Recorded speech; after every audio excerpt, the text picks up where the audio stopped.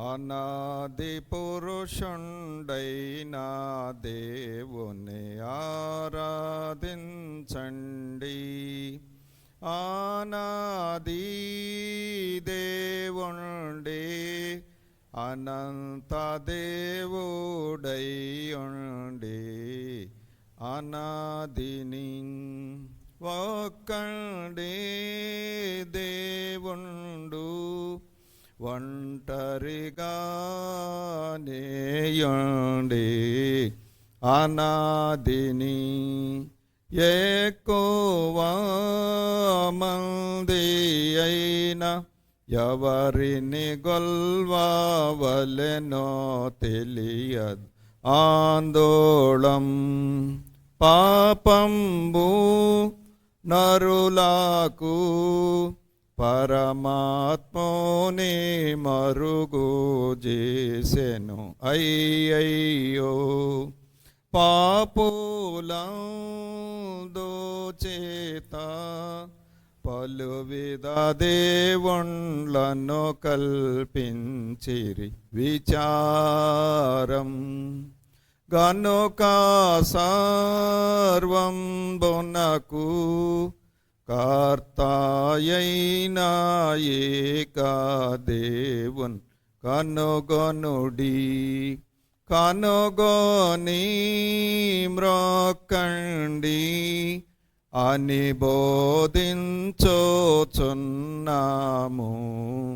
శుభవార్త ఆకాశం భూమియు లేక ముందే కాలము దోతలు లేక ముందే దేవు డేకా దేవుడై ఉండి గంభీరం అనాది పురుషుండైన దేవుని ఆరాధించండి. అందరికీ మరణాత. రక్షణ మహాసంకల్పము 2వ భాగమును కొనసాగించుకుందాము. గతములో ఉపోద్ఘాతముగా ఆరంభించి మనం మాట్లాడుకొనటం జరిగినది.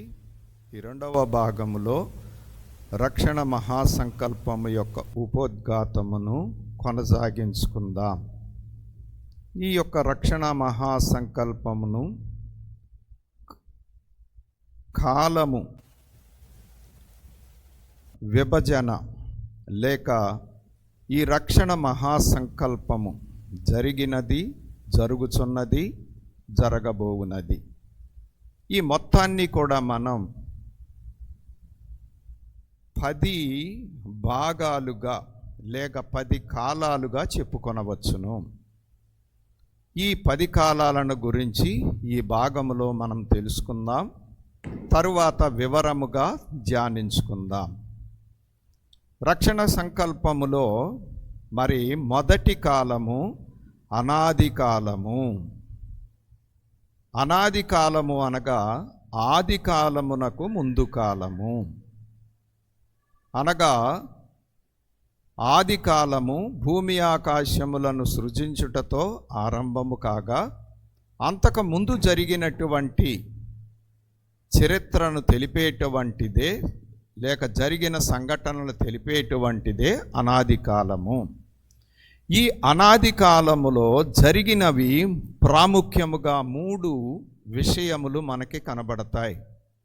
ఈ అనాది కాలములో మనము తెలుసుకోవలసిన 3 విషయములు. 1, అనాదిలో దేవుడు ఒంటరిగా ఉండెను. కీర్తన 68:33.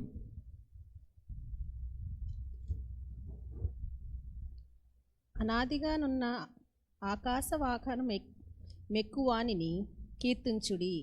ఆయన తన స్వరము వినబడ చేయును, అది బలమైన స్వరము. కీర్తన 92. పర్వతములు పుట్టకమునుపు భూమిని లోకమును నీవు పుట్టింపకమునుపు యుగయుగములు నీవే దేవుడవు. రెండవదిగా మనము చూస్తే అనాదిలో దేవుని లక్షణముల ఆలోచన సభలో ఆలోచించినటువంటి పని. దేవుడు అనాదిలో ఒంటరిగా ఉన్నాడు. ఆయన లక్షణములు ఆయన చుట్టూ ప్రజ్వరిల్లుచున్నవి. ఆ అనాదిలో ఆయన ఆలోచించినటువంటి వారై ఉన్నారు. దీనినే అనాది ఆలోచన సభ అని అన్నారు. ఈ అనాది ఆలోచన సభలో దేవుడు తన కొరకు నరుని కొరకు సమస్తము చేయుటకు ఆలోచించినటువంటి వాడై ఉన్నాడు. ఎఫెసీ పత్రిక 1 అధ్యాయము 4 నుంచి 6 వచనములు. ఎట్లనగా తన ప్రియని యందు తాను ఉచితంగా మనకు అనుగ్రహించిన తన కృపా మహిమనుకు కీర్తి కలుగునట్లు తన చిత్త ప్రకారమైన దయా సంకల్పం చొప్పున యేసుక్రీస్తు ద్వారా తనకు కుమారులనుగా స్వీకరించుటకై మనలను ముందుగా తన కోసము నిర్ణయించుకొని మనము తన ఎదుట పరిశుద్ధులము నిర్దోషులమై ఉండవలెనని జగత్పునాది వేయబడక మునిపే ప్రేమ చేత ఆయన క్రీస్తులో మనలను ఏర్పరచుకొనెను. జగత్తు పునాది వేయబడక మునిపే అంటే అనాది కాలములో దేవుడు సమస్తమును చేయటానికి పూనుకున్నారు. తన కొరకు నరుని చేయటానికి, నరుని కొరకు ఈ సృష్టిలో ఉన్న సమస్తాన్ని చేయటానికి పూనుకున్నారు. అలాగే మానవులను చేయటానికి పూనుకున్నటువంటి దేవుడు మానవులను తన కుమారుడైనటువంటి క్రీస్తులో వారిని తన బిడ్డలుగా చూడగలిగినాడు. కాబట్టి క్రీస్తు ప్రభువారు అనాదిలోనే ఉన్నటువంటి వారుగా ఈ లేఖనాన్ని బట్టి అర్థమవుతూ ఉంది. మరొక లేఖనాన్ని మనం చూస్తే పేతురు గారు రాసిన 1 పత్రిక 1 అధ్యాయం 20-21 వచనాలు మనం చూచినట్లయితే, ఆయన జగత్పునాది వేయబడక మునిపే నియమింపబడెను గాని తన్ను మృతులలో నుండి లేపి తనకు మహిమనిచ్చిన దేవుని ఎడల తన ద్వారా విశ్వాసులైన మీ నిమిత్తము కడవరి కాలముల యందు ఆయన ప్రత్యక్షపరచబడెను. కాగా మీ విశ్వాసమును నిరీక్షణయు దేవుని యందు ఉంచబడి ఉన్నవి. కాబట్టి అనాది దేవుని లక్షణముల ఆలోచన సభలో ఆయన ఆలోచించినది నరులను చేయుట, ఆ నరుల కొరకు సమస్తమును సృజించుట. ఇది ఆయన ఆలోచించారు. అనాది కాలములో 3వ విషయం ఏమిటి అంటే, అనాదిలోనే దేవుడు దేవదూతలను చేసి సభ చేయుట. ఆయన అనాదిలోనే ఈ కార్యములన్నీ చేయటానికి తనకు సహకారులుగా దేవదూతలను చేసి, ఆ దేవదూతలను ఒక సభగా చేసి ఆయన సభాధ్యక్షుడుగా, మరి దేవదూతల సభలో ఆయన ఈ విషయములన్నిటినీ అంటే తాను ఆలోచించిన విషయములను తెలియజేసినటువంటి వారై ఉన్నారు. అందులో దేవదూత యొక్కడు సాతానుగా, వాని అనుచరులు దయ్యములుగా మారుట. కాబట్టి అనాదిలో 3వ సంగతి ఏమిటి అంటే, దేవుడు దేవదూతలను చేయటం, తన సంకల్పం అంతా వారికి చెప్పటం, సభ చేసి, అలాగూ చెప్పినటువంటి దేవుడు ఆ దేవదూతలలో అంతా విన్నటువంటి ప్రధాన దూతలలో ఒక దూత దేవునికి వ్యతిరేకంగా మారి సాతానుగా తయారగుట, అతనికి వత్తాసు పలికిన వారు దేవదూతల వరుసలో నుండి దయ్యముల వరుసలోనికి మారుట జరిగినది. లేఖనములలో ఈ సంగతులు కీర్తన 104:4వ చరణములో మనం చూడగలం. వాయువులను తనకు దూతలుగాను అగ్ని జ్వాలలను తనకు పరిచారకులుగా గాను ఆయన చేసుకొని ఉన్నాడు. 89వ కీర్తన 7వ చరణము. పరిశుద్ధ దూతల సభలో ఆయన మిక్కిలి భీకరుడు, తన చుట్టూనున్న వారందరికంటే భయంకరుడు. యెషయా గ్రంథము 14వ అధ్యాయం 12 నుండి 19వ వచనం వరకు మీరు చదవండి. అలాగే యేస్కేలు 28వ అధ్యాయం 11వ వచనము నుండి 19వ వచనము వరకు, అలాగే ప్రకటన గ్రంథం 12వ అధ్యాయం 3వ వచనము 7 నుండి 9 వచనముల వరకు మనము చూస్తే, ఆ దేవదూత ప్రధాన దూత సాతానుగా మారుట అనగా దైవ విరోధిగా మారుట మనకి కనబడుతుంది. కాబట్టి అనాది కాలము అనగా ఆది కాలమునకు ముందు కాలములో ముఖ్యముగా 3 విషయాలు మనము గ్రహించవలసిన వారమై ఉన్నాం. అందులో మొదటిది, దేవుడు ఒంటరిగా ఉన్నాడు. ఆయన లక్షణములు ఆయన చుట్టూ ప్రజ్వరిల్లుచున్నవి. ఆయన ఆ అనాదిలో ఆయన లక్షణములు కలిసి ఆయన తనలో ఆలోచించాడు. దానినే ఆలోచన సభ అన్నారు, అనాది ఆలోచన సభ. ఆ సభలో దేవుడు తన కొరకు నరుణ్ణి చేయటానికి, అలాగే నరుని కొరకు సమస్తము చేయటానికి ఆలోచించారు. అలాగ చేసినటువంటి ఆలోచన సఫలము చేయుటకు, కార్యరూపం మరి చేయుటకు దేవుడు సాకారులుగా దేవదూతలను కలుగజేశారు. అలాగ చేసినటువంటి దేవదూతలలో ఒక దూత దైవ విరోధిగా, దేవుని స్థానమును కోరుకొని దైవ విరోధిగా మారుట జరిగినది. ఇది అనాది కాలములో జరిగినటువంటిది. రెండవ కాలము ఆది కాలము. ఆది కాలము అనగా ఆరంభ కాలము. ఇంకా దేవుడు తాను సంకల్పించిన దాన్ని చేయటానికి పూనుకున్నాడు. దీనిని ఆది కాలము అన్నారు. ఈ ఆది కాలమును గురించి ఆదికాండం మొదటి 3 అధ్యాయాలలో వ్రాయబడి ఉన్నది. ఈ ఆది కాలములో ప్రాముఖ్యముగా 2 విషయములు మనము తెలుసుకోవలసిన వారమై ఉన్నాం. అందులో ఒకటి, దేవుడు భూమి ఆకాశములను అందులోని సమస్తమును మానవులను కలగజేయుట. ఆదికాండం మొదటి 2 అధ్యాయాల్లో. రెండవ విషయము, మానవులు పాపములో పడుట, దేవుడు రక్షణ వాగ్దానము వినిపించుట. ఆదికాండము 3వ అధ్యాయము. ఆది కాలములో ఈ 2 విషయాలు జరిగినవి. దేవుడు భూమి ఆకాశాలను చేసి మానవుణ్ణి కూడా చేశారు. అందులో సమస్తాన్ని చేసి మానవుణ్ణి చేశారు.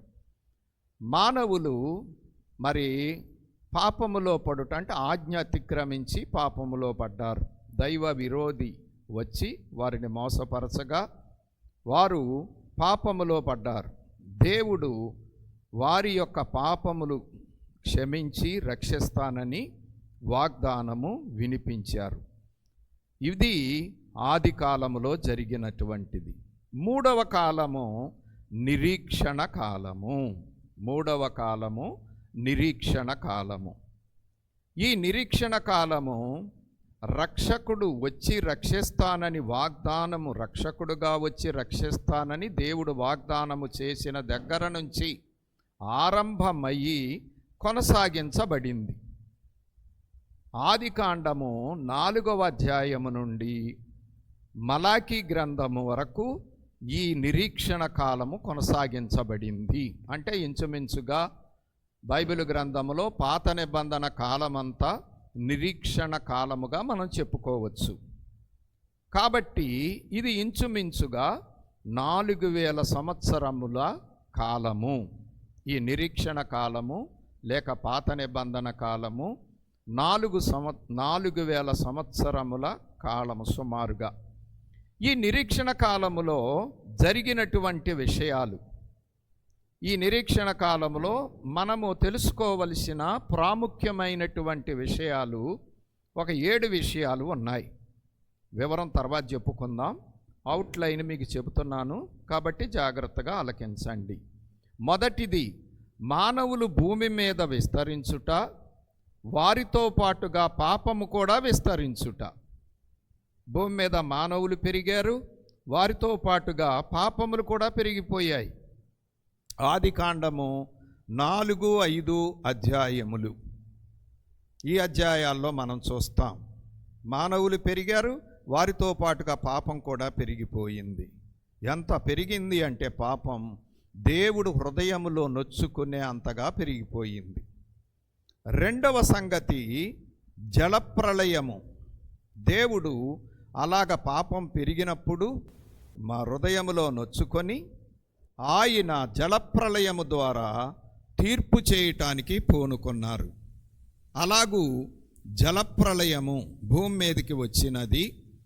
ఆ జలప్రళయములో నీతిమంతుడైనటువంటి నోవహు కుటుంబమును వాడ ద్వారా రక్షించడానికి దేవుడు పూనుకొని నోవహుకు వాడ చేసుకోమని చెప్పి, ఆ వాడ ద్వారా నోవహు కుటుంబము వాడలో చేరినటువంటి జీవకోటిని రక్షించడానికి దేవుడు పూనుకున్నాడు. సర్వ లోకములో పాపం పెరుగుటను బట్టి తీర్పు చెప్పాలనుకున్న దేవుడు నీతిమంతుడైన నోవహును అతని కుటుంబాన్ని, అలాగే వారికి అవసరమైనటువంటి సర్వ జీవకోటిని ఆ ఓడలోనికి పంపించి ఆ ఓడలో ఉంచి వారిని కాపాడారు. సర్వ ప్రపంచము కూడా జలమయమైపోయి సర్వ జీవకోటి సర్వ మానవాళి అంతా కూడా మరి పూర్తిగా నాశనమైపోయినట్లుగా మనము చూస్తాం. ఆదికాండము 6వ అధ్యాయము నుండి 10వ అధ్యాయము వరకు ఈ సంగతి మనం గ్రహించగలం. ఇక 3వ సంగతి, బాబెలు గోపురము భాషల తారుమారు చెదరగొట్టబడుట. ఆదికాండం 11వ అధ్యాయములో దేవుడు సర్వ ప్రపంచములోనికి వెళ్ళి భూమిని నింపండి అని చెబితే, మానవులైన వారు ఒకే చోట ఉండి వారు కీర్తి ప్రతిష్టల కొరకు గొప్ప కొరకు బాబెలు గోపురం కట్టి దేవునికి వ్యతిరేకముగా ఆలోచించుటను బట్టి దేవుడు దిగి వచ్చి వారి భాషలను తారుమారు చేశారు. అంతవరకు ఒకే భాష ఉంది. బాబెలు దగ్గర గోపురం దగ్గర భాషలు తారుమారైపోయి నేడు ప్రపంచంలో ఉన్న ఈ భాషలన్నీ కూడా రావటానికి కారణమైనది. దేవుడు సర్వ ప్రపంచములోనికి విస్తరించాలని వారిని అక్కడ నుండి చెదరగొట్టాడు. అప్పుడు అందరూ కూడా ప్రపంచములో భూభాగములో అనేక స్థలాలకు వెళ్ళి ప్రపంచమంతా వ్యాపించడానికి కారణమైనది. ఇది 3వ విషయం. 4వ విషయం మనము చూస్తే, అబ్రహాము నుండి యోధా జనాంగమును ఏర్పరచుకొనుట. ఆదికాండం 12వ అధ్యాయము నుండి 50వ అధ్యాయము వరకు. మరి దేవుడు తనను వెతికే వారి కొరకు చూస్తూ ఉండగా అబ్రహాము దేవుణ్ణి వెతుకుటను బట్టి అబ్రహాము దేవుడికి కనబడి మాట్లాడి అబ్రహామును తన కొరకు ప్రత్యేకించుకొని అబ్రహాముతో నిబంధన చేశారు. ఆ అబ్రహాములో నుండి యూదులైనటువంటి వారు వచ్చారు. ఆ యోధా జనాంగాన్ని దేవుడు ప్రత్యేకించుకొని సర్వ జనాంగములో నుండి తన స్వకీయ జనాంగముగా ఏర్పాటు చేసుకొని వారిని వృద్ధి చేశారు. ఈ చరిత్ర ఆదికాండం 12 నుంచి 50 అధ్యాయాలలో మనం చూడగలుగుతాం. 5వ విషయం, యూదులు ఐగుప్తు వెళ్ళుటం, ఐగుప్తు నుండి కనాను చేరి భూభాగాన్ని 12 గోత్రాల వారికి పంచటం. మరి ఆ యూదులు పెరిగి పెద్దవారైన తర్వాత ఎక్కువ జనాంగం అయ్యాక ఐగుప్తుకు వారు వెళతారు ఆహార కరువును బట్టి. అలాగ వెళ్ళినటువంటి వారు అక్కడ విస్తరిస్తారు. వారిని ఎరగని రాజు వచ్చిన తర్వాత మరి వాళ్ళని కష్టపెడుతూ ఉంటే దేవుడు ఐగుప్తు నుండి వారిని విడిపించి కనాను దేశమును చేరుస్తారు. కనాను అబ్రహాముకు దేవుడు వాగ్దానము చేసినటువంటి మరి భూభాగం, దేశం, వారికి స్వాస్థ్యముగా ఇస్తానని చెప్పిన దేశం. ఆ దేశంలోనికి మరి మోషే గారి ద్వారా తర్వాత యెహోషువ గారి ద్వారా ఆ కనాను దేశము చేర్చి అక్కడ 12 గోత్రాలకి ఆ భూమిని పంచిపెడతారు. ఈ చరిత్ర నిర్గమకాండం దగ్గర నుంచి యెహోషువ గ్రంథము వరకు మనము చూడగలుగుతాం. 6వ విషయం, అలాగూ కనాను చేరిన తర్వాత న్యాయాధిపతులతో మరి దేవుడు వారిని నడిపించారు. ఆ తరువాత వాళ్ళు రాజును కోరారు. తర్వాత వారికి రాజులనిచ్చి పరిపాలన చేయించారు. ఈ సంగతి న్యాయాధిపతుల గ్రంథము నుండి 2 దినవృత్తాంతముల గ్రంథము వరకు మరి వ్రాయబడి ఉండుట మనం చూస్తాం. మరి దేవుడు మరి వాగ్దాన దేశం చేర్చిన తర్వాత న్యాయాధిపతుల ద్వారా, రాజుల ద్వారా, ఇంకా వారికి సహకారంగా ప్రవక్తలను ఉంచి పరిపాలన కొనసాగిస్తాడు. ఇది న్యాయాధిపతుల గ్రంథము నుండి 2 దినవృత్తాంతముల గ్రంథము వరకు మనము చూడగలుగుతాం. 7వ విషయం, ఆ పరిపాలన జరిగిన తర్వాత యూదులైనటువంటి వారు దేవుని యొక్క ఆజ్ఞలను అతిక్రమించుటను బట్టి దేవుడు వారిని అన్యరాజుల చేతికి అప్పగించటం జరుగుతూ ఉంది. అప్పుడు అన్యరాజులు పరిపాలన చేస్తారు. ఆ అన్యరాజుల పాలనలో ప్రవక్తల యొక్క పరిచర్యలు కూడా మనకి తెలియజేయబడతాయి.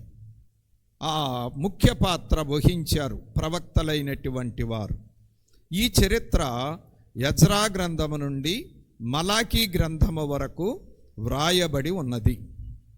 అన్యరాజుల పాలన, ప్రవక్తల యొక్క పరిచర్యలు, ఎజ్రా నుండి మలాకీ గ్రంథము వరకు. ఇది పాత నిబంధన గ్రంథముగా ఎంచబడి బైబిల్ గ్రంథములో పాత నిబంధన కాలములో జరిగిన 4000 సంవత్సరాల చరిత్ర ఇంచుమించుగా. తర్వాత 4వ కాలము నిశ్శబ్ద కాలము. 1 అనాది కాలము, 2 ఆది కాలము, 3 నిరీక్షణా కాలము, 4 నిశ్శబ్ద కాలము. మలాకీ ప్రవక్త తర్వాత దేవుడు 400 సంవత్సరాలు ఇక మాట్లాడకుండా ఊరుకున్నాడు. దానినే నిశ్శబ్ద కాలము అన్నారంటే దేవుడు ఏ ప్రవక్త ద్వారా ఎవరి ద్వారా మాట్లాడలేదు. అనేక సంఘటనలు ఆ కాలములో జరిగాయి. వివరములో మనం కొంచెం తెలుసుకుందాం. ఇంచుమించుగా మరి ఇది పాత క్రొత్త నిబంధనల మధ్యకాలం. పాత నిబంధన క్రొత్త నిబంధన మధ్యకాలం. ఈ కాలము 400 సంవత్సరాలు కాలము. ఇక 5వది యోహాను కాలము, బాప్తిస్మం ఇచ్చే యోహాను కాలము. రక్షకుడు వచ్చినాడని ప్రకటించుట, రక్షకుణ్ణి చూపించుట. యోహాను గారు రక్షకుడైనటువంటి యేసు ప్రభు వారికి ముందొచ్చారు. అలాగ వచ్చినటువంటి యోహాను గారు రక్షకుడు వచ్చినాడని ప్రకటించారు, రక్షకుణ్ణి చూపించి ఇదిగో లోకపాపమును మోసుకొని పోవు దేవుని గొర్రెపిల్ల అని చూపించారు. ఈ విషయాలు మత్తయి సువార్త 3వ అధ్యాయం, మార్కు సువార్త 1వ అధ్యాయం, లూకా సువార్త 1వ అధ్యాయం, యోహాను సువార్త 1వ అధ్యాయములో మనము చూడగలము. ఈ యోహాను గారి కాలం ఇంచుమించుగా 30 నుండి 33 సంవత్సరాల కాలం. యేసు ప్రభు వారి కంటే, రక్షకుడు కంటే 6 నెలలు ఈయన పెద్దవాడు. ఇంచుమించుగా యవన ప్రాయములోనే హతసాక్షిగా మరణించాడు. కాబట్టి ఈయన కాలము మనం ఇంచుమించుగా 30 నుండి 33 సంవత్సరాల వరకు అనుకోవచ్చు. తర్వాత 6వ కాలము లోకరక్షకుడైన యేసుక్రీస్తు ప్రభుని యొక్క కాలం. 6వ కాలము లోకరక్షకుడైన యేసుక్రీస్తు ప్రభు వారి కాలం. మరి ఈ ప్రభువు యొక్క జననము, పరిచర్య, మరణము, పునరుద్ధానము, ఆరోహణము, ప్రభువు యొక్క జీవితంలో ఈ సంగతులన్నిటినీ తెలియజేయటానికి వ్రాయబడ్డాయి. ఆ రాయబడినవే 4 సువార్తలు: మత్తయి సువార్త, మార్కు సువార్త, లూకా సువార్త, యోహాను సువార్త. ప్రభువు యొక్క కాలం 33.5 సంవత్సరములు. ఆయన జన్మించి 33.5 సంవత్సరాలు ఈ భూమి మీద ఉన్నారు. ఆయన జననము మొదలుకొని మరణము, పునరుద్ధానం, ఆరోహణము వరకు రాయబడినది. 4 సువార్తలలో రాయబడినది. ఇంతవరకు మరి జరిగినటువంటి కాలం, ప్రభు ఈ లోకానికి రావటం, మానవులందరి రక్షణ కొరకు మరణించటం, పునరుద్ధానుడై తిరిగి లేవటం, ఆరోహణుడై తండ్రి కుడిపార్శ్వానికి వెళ్ళటం, ఆత్మను పంపిస్తానని వాగ్దానము చేయటం. ఇది మరి 4 సువార్తల వరకు ఉన్నటువంటిది. తర్వాత 7వ కాలము క్రైస్తవ మత సంఘ కాలము. ప్రభు వెళ్ళిన తర్వాత, ఆరోహణమైన తర్వాత 10 దినములు వారు కనిపెట్టినప్పుడు పరిశుద్ధాత్మ తండ్రి దిగి వచ్చారు. సంఘ స్థాపన జరిగినది. ఆ సంఘం స్థాపించబడటం, సంఘం విస్తరించటం, రాకడ గురుతులు, రాకడకి సిద్ధపడటం. ఇది క్రైస్తవ మత సంఘకాలము, క్రైస్తవ మత సంఘకాలం. ఈ చరిత్ర అపొస్తలుల కార్యముల నుండి యోధా పత్రిక వరకు వ్రాయబడి ఉన్నది. క్రొత్త నిబంధనలో మరి అపొస్తలుల కార్యముల గ్రంథం నుండి యోధా పత్రిక వరకు సుమారుగా 2000 సంవత్సరముల చరిత్ర ఈ యొక్క కాలమునకు ఉన్నది. ఇది వర్తమాన కాలం, అంటే ఇప్పుడు ప్రస్తుతం మనము ఈ కాలములో ఉన్నాం. సంఘ స్థాపన జరిగిపోయింది, సంఘ విస్తరణ జరిగింది, రాకడ గుర్తులన్నీ జరిగిపోయాయి, రాకడ సిద్ధపాటు కొరకు సంఘం సిద్ధపడుతూ ఉంది. ఇంకా రాకడ రావటమే ఆలస్యం. ఇంతవరకు మరి ఇది వర్తమాన కాలం, అంటే మనమున్నటువంటి కాలం. 8వది అంత్యకాలము, అంటే ముగింపు కాలం. ఈ ముగింపు కాలం ప్రకటన గ్రంథం 1వ అధ్యాయము నుండి 20వ అధ్యాయము వరకు. ఇక్కడ నుంచి భవిష్యత్తు కాలం, అంటే జరగబోయేటువంటి కాలం. ఈ భవిష్యత్తు కాలములో మరి 6 ముఖ్యమైనటువంటి విషయాలు ఉన్నాయి. అందులో మొదటిది సంఘము ఎత్తబడుట. తెసలోనికైలకు రాసిన మొదటి పత్రిక 4-5 అధ్యాయములలో మనము చూడగలం సంఘము ఎత్తబడటం, ప్రభు మధ్యాకాశానికి రావటం, సంఘం ఎత్తబడటం. రెండవ విషయం, సంఘము ఎత్తబడిన తర్వాత 7 ఏండ్ల మహాశ్రమలు. ప్రకటన గ్రంథం 6వ అధ్యాయం నుండి 18వ అధ్యాయము వరకు 7 ఏండ్ల మహాశ్రమలు. 7 ముద్రలు, 7 బోరలు, 7 పాత్రలు. అవి తర్వాత వివరించుకుందాం. మూడవ విషయం అర్మగెద్దోను యుద్ధము. 7 ఏండ్ల మహాశ్రమల కాలము చివరిలో అర్మగెద్దోను యుద్ధము జరుగుతుంది. ప్రకటన గ్రంథం 19వ అధ్యాయం 11 నుండి 21వ వచనము వరకు. ఆ అర్మగెద్దోను యుద్ధం జరిగిన తర్వాత దేవుడు అబద్ధ ప్రవక్తను, అంత్యక్రీస్తును అగ్నిగుండములో వేసి అపవాదిని మట్టులేని గోతిలో వేస్తారు. అప్పుడు ఎత్తబడిన పెళ్లి కుమార్తె సంఘముతో, రాకడ సంఘముతో ప్రభువు భూమి మీదకి వచ్చి 1000 ఏండ్ల పరిపాలన చేస్తారు. ఇది 4వ విషయం. ప్రకటన గ్రంథం 20వ అధ్యాయం 4 నుంచి 6 వచనముల వరకు. 5వ విషయం గోగు మాగోగు యుద్ధం. ఈ 1000 ఏండ్ల పరిపాలన అయిన తర్వాత గోగు మాగోగు యుద్ధము జరుగుతుంది. ఇంచుమించుగా ఇది చివరి యుద్ధము. ప్రకటన గ్రంథం 20వ అధ్యాయం 7 నుంచి 10 వచనముల వరకు. అప్పుడు అపవాదిని అగ్నిగుండములో వేయటం జరుగుతుంది.